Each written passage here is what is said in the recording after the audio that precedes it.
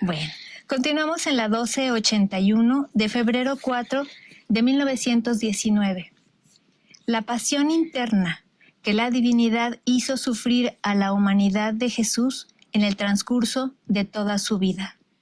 Este título es así como que difícil de entender porque pensar en la pasión interna que la divinidad hizo pasar a Jesús, eso nunca lo habíamos escuchado, son conceptos nuevos, son conceptos que Jesús tiene que venir a revelarnos porque por otros medios pues no lo podríamos ni siquiera imaginar, ¿verdad, doctor? Así es. Sobre todo lo de la divinidad, que la divinidad es la que infringe esta pasión, ¿no? Estamos acostumbrados a pensar que la pasión de Jesús está motivada o está llevada a cabo por lo que el hombre hace, ¿no? Y de acuerdo, el hombre es el principio de todo, pero eso de que la divinidad es la que tiene que hacer sufrir a la humanidad, a su humanidad, eso es algo totalmente que no se había escuchado, ¿no? Así que pues vamos a ver, no sé si tengas algún comentario, Alejandro. Pues yo lo primero que me viene a la mente es pensar en Judas, por ejemplo. Entonces Judas era un instrumento. Un instrumento. Para que la divinidad cumpliera su intención. Híjole, ahí sí ya no entendí. Efectivamente, Judas es un instrumento igual que lo somos nosotros, ¿sí? Pero es un instrumento para que Dios pueda, de alguna manera, rehacer esos actos, pero no como para que cumpla su intención, porque entonces pondríamos a Judas como alguien motivado para hacer daño, para que Dios pueda llevar a cabo un castigo. Eso me suena muy raro, ¿no? Sí, por eso queda como confuso. Sí. Para mí. No, y en realidad así es. Sin embargo, debemos entender que Jesús es el Verbo eterno. Y el Verbo eterno estuvo en esta tierra 34 años. ¿Sí? Digo 34 por el embarazo. O sea, el tiempo del embarazo cumple casi el año, otro año más. Pensar que la pasión de Jesús se limita al último día de su vida, a las últimas 20 horas de su vida, es pensar que el Verbo eterno estuvo en la tierra durante 33 años con 360 días, ¿sí? ¿Haciendo qué? Nada.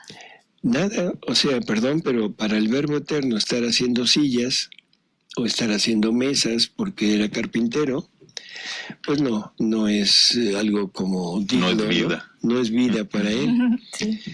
Y por eso es que se han elaborado tantas fantasías, tantas cosas sobre la vida de Jesús.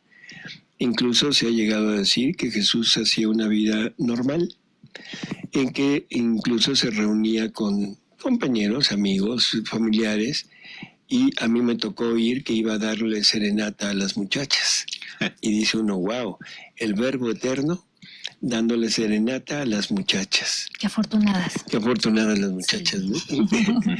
En fin, cosas tan absurdas como esas, y eso es porque no hemos integrado en la persona de Jesús al Verbo eterno.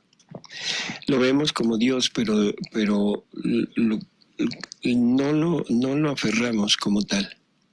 Decimos, Jesús es Dios, sí, pero ¿qué quiere decir eso? No lo hemos integrado.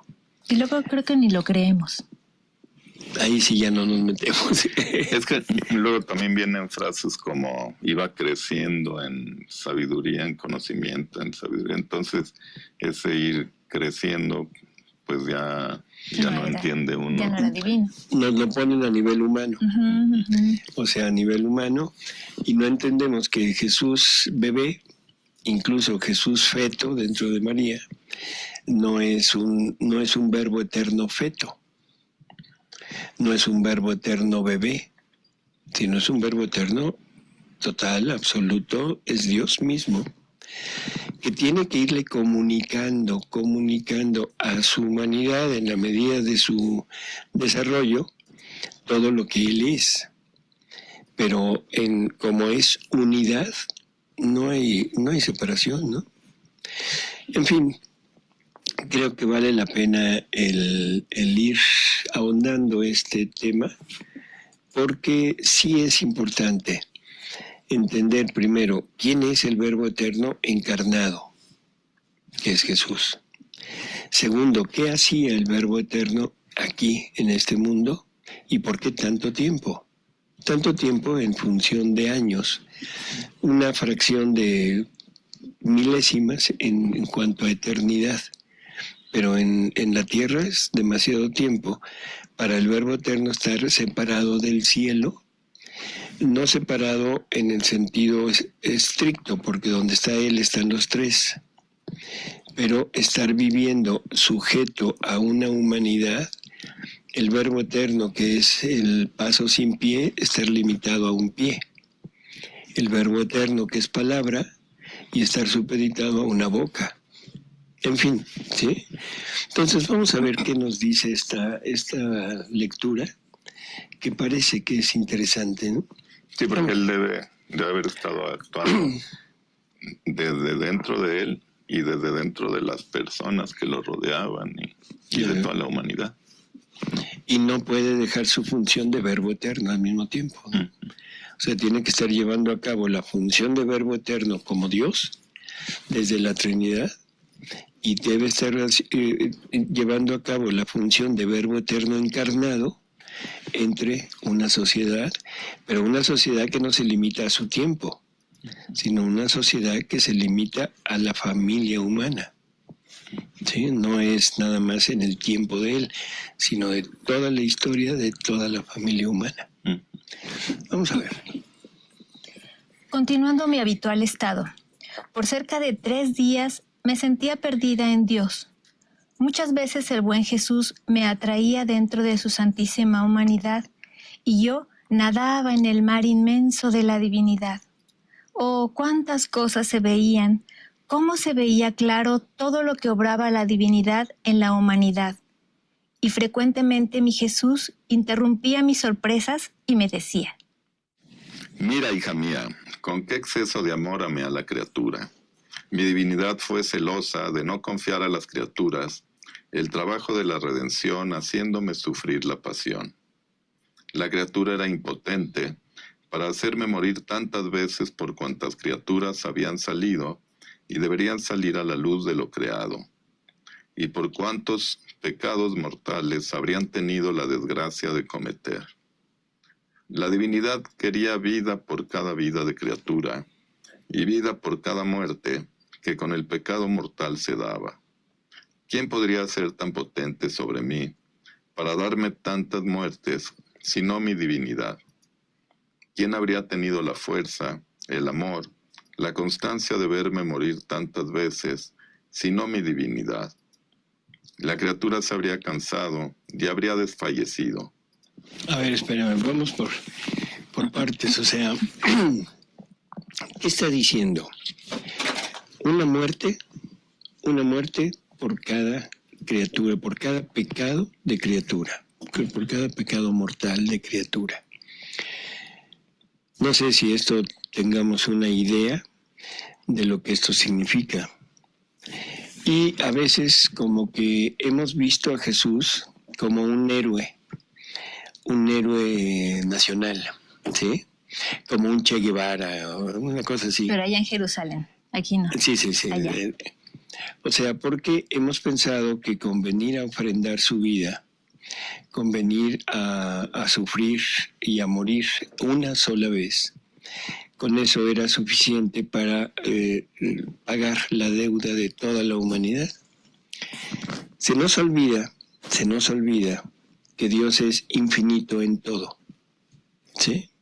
Infinito en amor, infinito en poder, infinito en todo, pero también en justicia.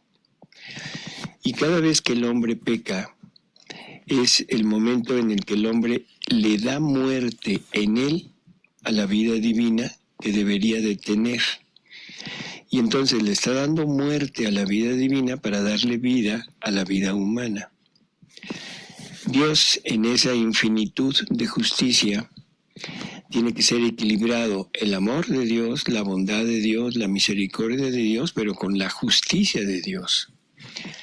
Y si yo le debo a Él 2 vidas divinas porque hice 2 pecados mortales, lo tengo que pagar. O sea, no hay forma de que eso se omita. No es el perdón de una ofensa. El perdón de una ofensa se otorga prácticamente sin ningún requisito y ningún problema. Simplemente sale te perdono. Pero la deuda, esa se tiene que pagar. Por lo tanto, nosotros somos deudores de Dios, pero deudores de vida divina. Una deuda que yo no puedo pagar. Ninguno de nosotros puede llegar a pagar una deuda divina porque no tenemos vida divina. Por lo tanto, ahí entra el amor de Dios, la misericordia de Dios, la bondad de Dios, en donde el Verbo Eterno dice, momento, yo pago por ellos. Y entonces, Él, siendo Dios, sí tiene una vida divina con la cual poder retribuir aquellas vidas que nosotros no le hemos dado a Dios. Por lo tanto, tiene que sufrir una muerte a su voluntad humana, a su vida humana, para darle vida desde su divinidad y dejar los actos de la criatura, dejarlos rehechos, pero rehechos en vida divina. ¿Cuántos pecados mortales habremos cometido? Muchos. No vamos a decir cuántos, es más, no tenemos capacidad de decir cuántos, ¿no? Pero imaginémonos que son muchos. Ahora, ¿cuántos pecados mortales se cometerá en la familia humana? Muchos. Desde Adán hasta el último hombre que haya sobre la tierra. Inimaginables, totalmente inimaginables. ¿Quién podría pagar eso? Un humano no. Un humano no, tendría que haber sido Jesús. Y para darle muerte a Jesús tantas veces como se necesitaba para que pagara esa deuda, si ese trabajo nos lo hubieran dejado a nosotros, estaríamos haciendo cola, ¿sí? Estaríamos en una fila interminable esperando nuestro turno para matarlo tantas veces como pecados mortales hemos cometido. No sé cuándo nos tocaría, pero no íbamos a poder. Y aparte, como no tenemos conciencia del número de pecados, lógicamente no podríamos completar el número total. Y con un solo pecado que omitiéramos, ya no me salvo. Por lo tanto, tenía que ser una redención perfecta, completa, y la única forma era que la misma divinidad, que ella sí tiene conciencia de cuántos pecados hemos cometido, de cuántas vidas le debemos, que ella fuera la que infringiera esos sufrimientos a la humanidad de Jesús para que pudiera rehacer nuestra vida. Y estamos hablando nada más de pecados mortales. Eso es lo que quería preguntar. ¿Qué diferencia hay entre un venial y un mortal? Porque de todos modos es pecado. De todos modos se mata a la vida de Jesús, aunque sea venial. ¿Cuál es la diferencia? Y aunque sea un acto santo. De todos modos matamos. Así es. Hay una lectura que es tremenda y a muchos nos ha costado mucho trabajo entender, sobre todo a sacerdotes, cuando Jesús dice que el querer humano es pecado. El querer humano, o sea, el acto humano. Y en acto humano no pone si es pecado venial, pecado mortal, o pecado o acto indiferente, o incluso santo. Porque la finalidad con la que Dios nos creó era que en cada acto de criatura se pusiera una vida de Él.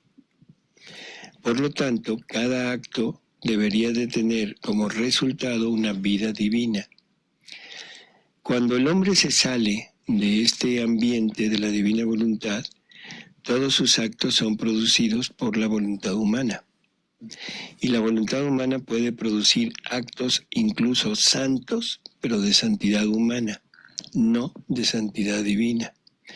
Por lo tanto, se puede poner una vida de santidad humana, pero no una vida divina. Ese acto es necesario repararlo y rehacerlo en la divina voluntad. Y por ese acto también Jesús tuvo que morir. O sea, es inimaginable las muertes que Jesús tuvo que sufrir. Y eso solamente en su interior, y la divinidad fungiendo como verdugo, aplicándole esas muertes. ¿De qué manera? No sé. O sea, muchas veces yo me he preguntado, decir, bueno, ¿cómo? La única forma como yo me imagino que esto pudo suceder es Jesús, siendo Verbo eterno, siendo Dios, asume toda nuestra vida. En el momento que Él toma conciencia de lo que está asumiendo vida humana en Él. Por lo tanto, tuvo que haber sentir que quitó su vida divina para ponerla humana. Yo no sé si esto nos alcance la mente para imaginarnos qué quiere decir que de repente Dios se sienta hombre. O sea, no Dios. Hombre sin la unión con Dios. Debe ser, es una muerte.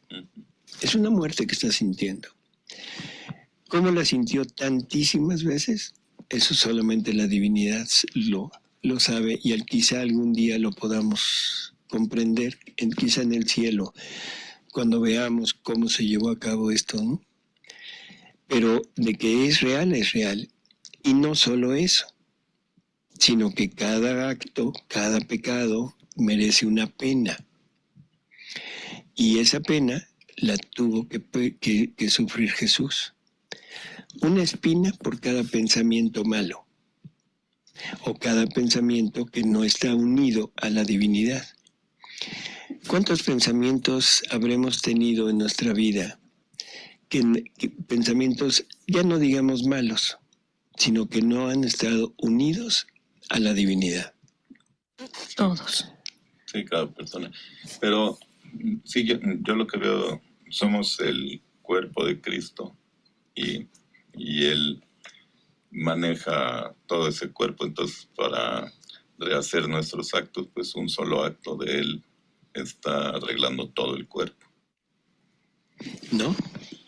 Él dice que dentro del ser humano siempre dice, en cuanto a criatura es posible. Y no se nos olvide que es verdadero hombre. Por lo tanto, su naturaleza divina le aplica el sufrimiento, pero su naturaleza humana no puede abarcar todo en un solo acto, sino tiene que ir en actos sucesivos, abarcándolo. Claro, en un acto abarca, no sé, sí, actos miles sucesivos, pero cada acto sucesivo de Él abarca todo su cuerpo. Así que es. Somos nosotros.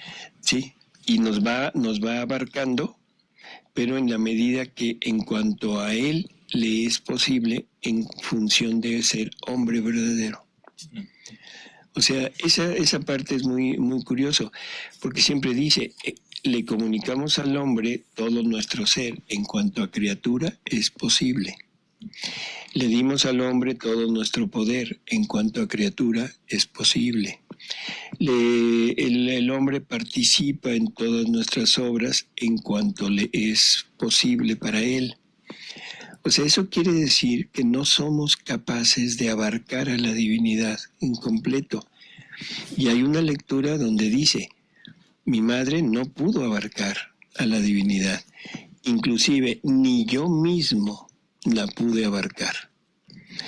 O sea, entonces eso nos da una idea de que tiene que ir siendo sucesivo. Aquí nada más cuestión de hacer un poco de números en la cabeza. ¿Cuántos actos, cuántas muertes, cuántas penas, cuántos pecados, cuántas faltas de vida divina habremos cometido, que se llevó la friolera de 34 años. ¡Wow! Y cada acto de él estaba enfocado a esto. Eso es lo que hizo durante 34 años. ¿Sí? Terrible, ¿no? Sí, ¿no? Y no creas que este trabajo de mi divinidad empezó tarde. Por el contrario, empezó en cuanto fue cumplida mi concepción, desde el seno de mi mamá, la cual muchas veces tenía conocimiento de mis penas y quedaba martirizada y sentía la muerte junto conmigo. Así que desde el seno materno, mi divinidad tomó el empeño de verdugo amoroso, pero precisamente por amoroso, más exigente e inflexible, tanto que ni siquiera una espina fue dispensada a mi gimiente humanidad, ni un clavo, pero no como las espinas, los clavos, los flagelos que sufrí en la pasión, que me dieron las criaturas, que no se multiplicaban, cuantos me ponían, tantos quedaban. En cambio, los de mi divinidad se multiplicaban por cada ofensa. Así que tantas espinas por cuantos pensamientos malos, tantos clavos por cuantas obras indignas, tantos golpes por cuantos placeres, tantas penas por cuantas fueron las ofensas. O sea, cada vez que nosotros cometemos un pecado, deberíamos de estar conscientes de esto. O sea que cada pensamiento, cada palabra, cada acción mía que va en contra de Dios, le estoy clavando una espina, le estoy dando un latigazo, le estoy poniendo un clavo, le estoy, no sé, una escupitina, un golpe. O sea, todo lo que yo haga se repercutió en aquel tiempo. No es que yo esté viviendo ahorita y Jesús murió hace 2000 años para perdonarme lo que yo hago ahorita. No, lo que yo estoy haciendo ahorita se está repercutiendo en Jesús para que Él lo sufra. Esto es tremendo, ¿no? Y ojalá que tuviéramos conciencia de eso cuando estemos a punto de pecar.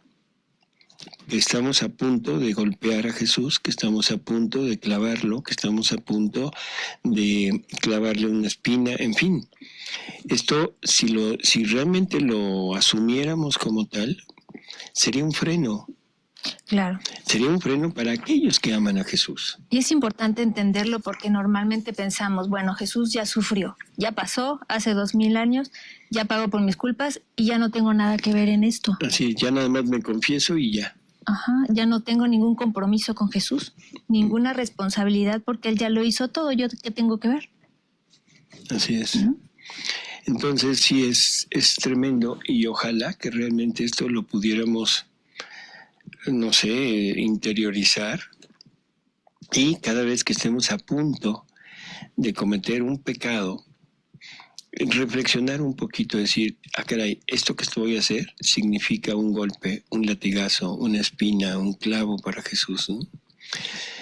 Quizá eso nos frene un poquito voluntad humana que tanto nos atosiga y tanto nos martiriza, ¿no? Y más a Él. Más a Él. Y más a Él. Uh-huh. A ver, Ale. Dice, tantos clavos por cuantas obras indignas, tantos golpes por cuantos placeres, tantas penas por cuantos fueron las ofensas. Por eso eran mares de penas, de espinas, de clavos, de golpes innumerables. Delante a la pasión que me dio la divinidad, la pasión que me dieron las criaturas el último día de mis días, no fue otra cosa que sombra. Imagen de lo que me hizo sufrir mi divinidad en el curso de mi vida. Por eso amo tanto las almas. Son vidas que me cuestan. Son penas inconcebibles a mente creada. Por eso entra dentro de mi divinidad y mira y toca con la mano lo que sufrí. Así que bueno, no es una muerte de Jesús. Es una muerte por cada acto que yo hago. Es una muerte que le estoy dando por cada palabra, por cada pensamiento, por todo lo que hago. Creo que esto necesitamos, pues no sé, o sea, tenerlo muy, muy presente para entender que la muerte que tanto nos aflige de Jesús en la cruz es nada, nada comparado con esto.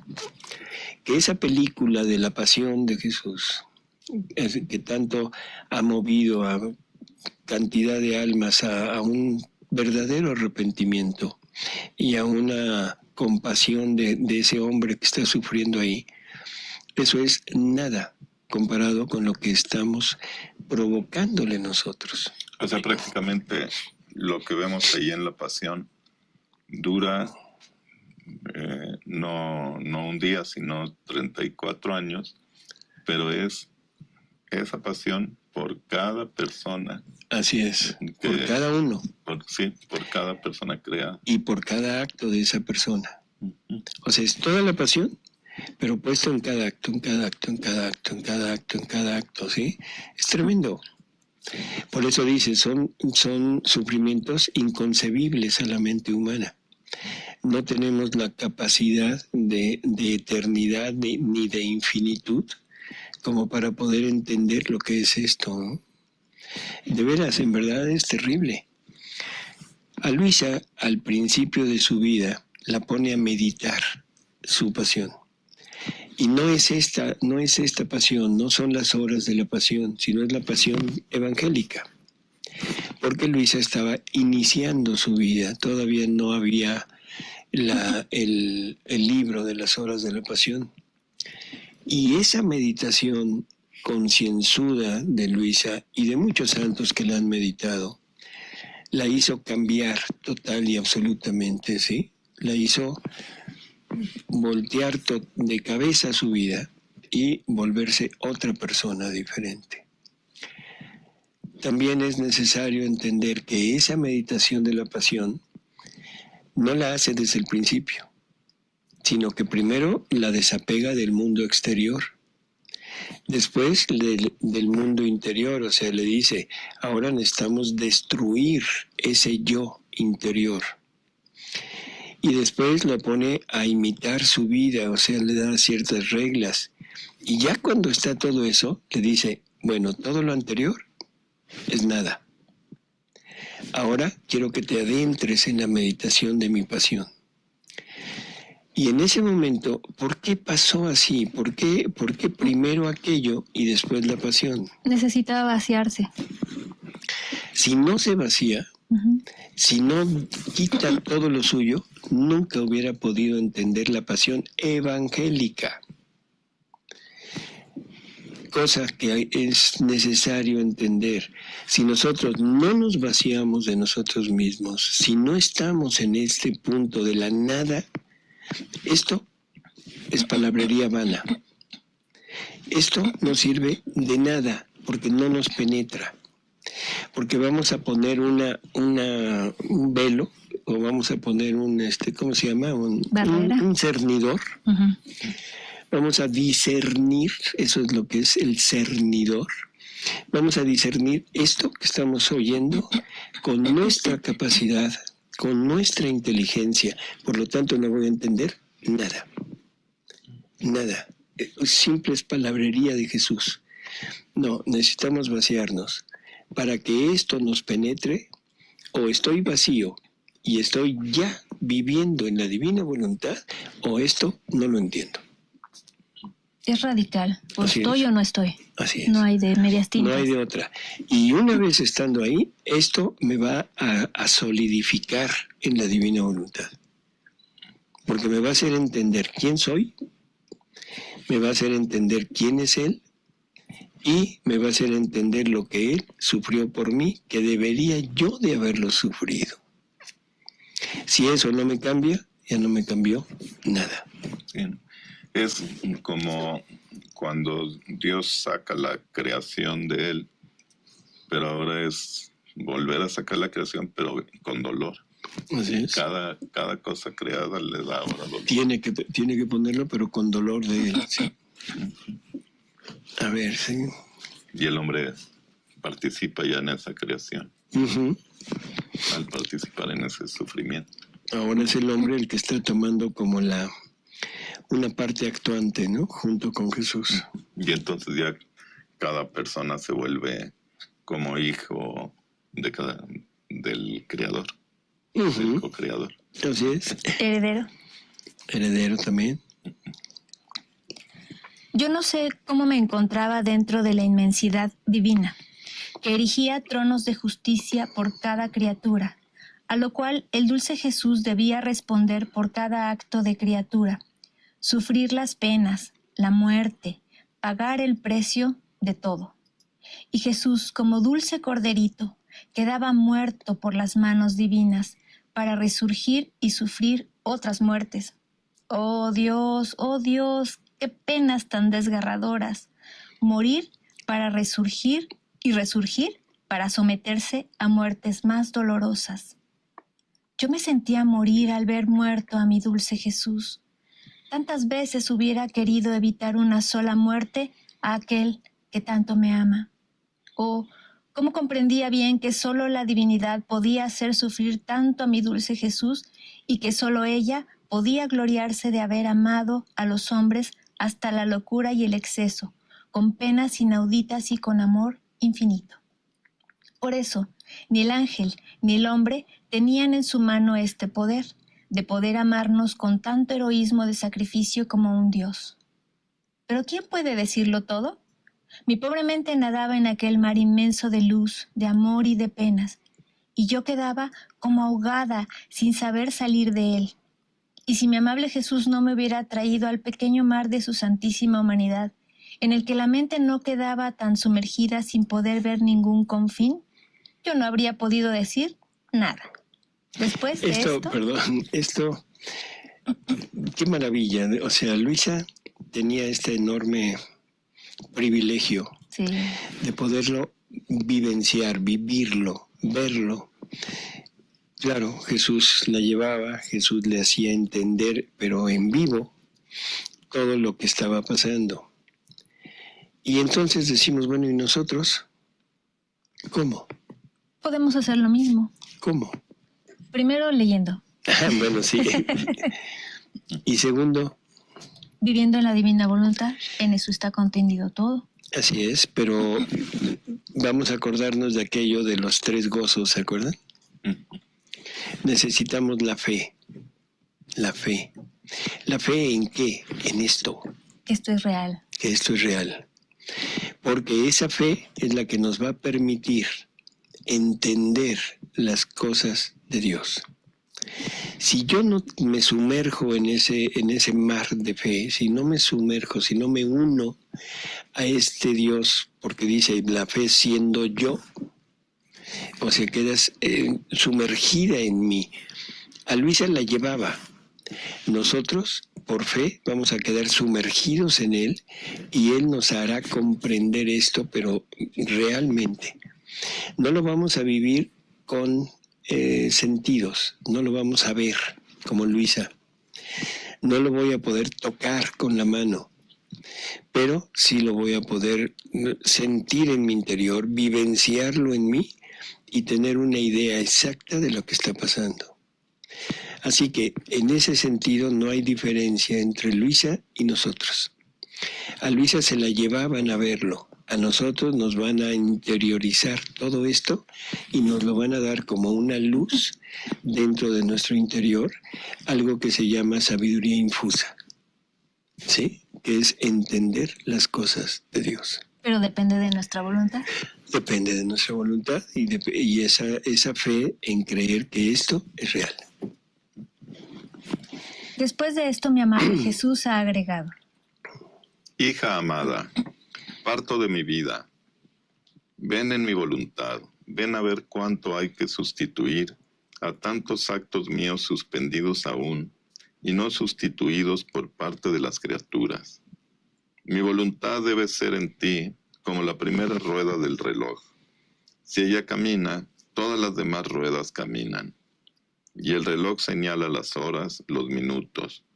Así que todo el acuerdo está en el movimiento de la primera rueda. Y si la primera rueda no tiene movimiento, queda detenido. Así la primera rueda en ti debe ser mi voluntad, que debe dar movimiento a tus pensamientos, a tu corazón, a tus deseos, a todo. Y como mi voluntad es la rueda central de mi ser, de la creación y de todo, tu movimiento saliendo de este centro vendrá a sustituir a tantos actos de las criaturas. Pero nada más un pequeño comentario. La voluntad es el centro del ser divino. La voluntad es el motor de todo lo que es Dios. Sin la voluntad, Dios no se mueve. No importa lo potente, lo sabio, lo inmenso que sea, no podría hacer nada si la voluntad de Él no lo mueve para mover sus atributos. Eso es una cosa que vale la pena entender. Y si entiendo eso, entonces voy a entender qué es lo que Él me está dando. Y también es el centro, la voluntad humana es el centro del hombre, ¿no? También. Así a es. Imagen y semejanza de esta. Pero en el momento que yo tengo la voluntad divina, yo tengo el centro del ser divino. Y ese centro del ser divino es el que se va a mover desde mí. Y lógico, al momento que me mueve a mí, está moviendo a todo Dios. El acto de Dios y el acto de la criatura se unifican. ¿Sí? Con los mismos efectos, con las mismas extensión, con todo igual. Así que esto es wow. Sí, pues, si no, tenemos que estar esperando a que llegue el primer movimiento de la rueda, pero ya lo podemos dar nosotros también. Claro. Así es. Es como un engranaje, ¿no? El engranaje mayor, que es Dios, nos conectamos voluntariamente a Él y ya entonces se mueve Él, se mueve uno. Y me muevo yo y se mueve Él. También. ¿Es bidireccional también? Bien. Así la primera rueda en ti debe ser mi voluntad, que debe dar movimiento a tus pensamientos, a tu corazón, a tus deseos, y todo, y como mi voluntad es la rueda central de mi ser, de la creación y de todo, tu movimiento saliendo de este centro vendrá a sustituir a tantos actos de las criaturas, multiplicándose en los movimientos de todos. Como movimiento central, vendrá a poner a mi trono por parte de las criaturas los actos de ellas, sustituyéndose a todo. Por eso sé atenta, tu misión es grande, es toda divina. Sustituyéndose a todo. El alma que vive en la divina voluntad, con sus actos, está haciendo exactamente lo mismo que hizo Jesús con los suyos. Está rehaciendo, está sustituyendo todo lo que toda la familia humana debería de haber hecho. Ahora lo está haciendo el alma que vive en la divina voluntad. Amigos, yo creo que con esto tenemos para digerirlo aquí un buen rato. Necesitamos repasar esta lectura y ojalá realmente la profundicemos y nos hagamos la firme decisión de Año Nuevo. Vamos a ponerlo como deseo de Año Nuevo. En vez de bajar de peso, de hacer ejercicio, de ya no fumar, en fin, tantas cosas, vamos a hacer un propósito de Año Nuevo. Vamos a tratar de entender esto que acabamos de leer. Pero recuerden, para entenderlo necesitamos vivir fundidos en la divina voluntad. Y creer que esto es real, que es cierto. Así es. Bueno, sigamos pidiendo porque el reino se extienda. Así es. Hasta luego, amigos. Hasta luego, Ale. Hasta luego, Ale. Hasta luego, Ale.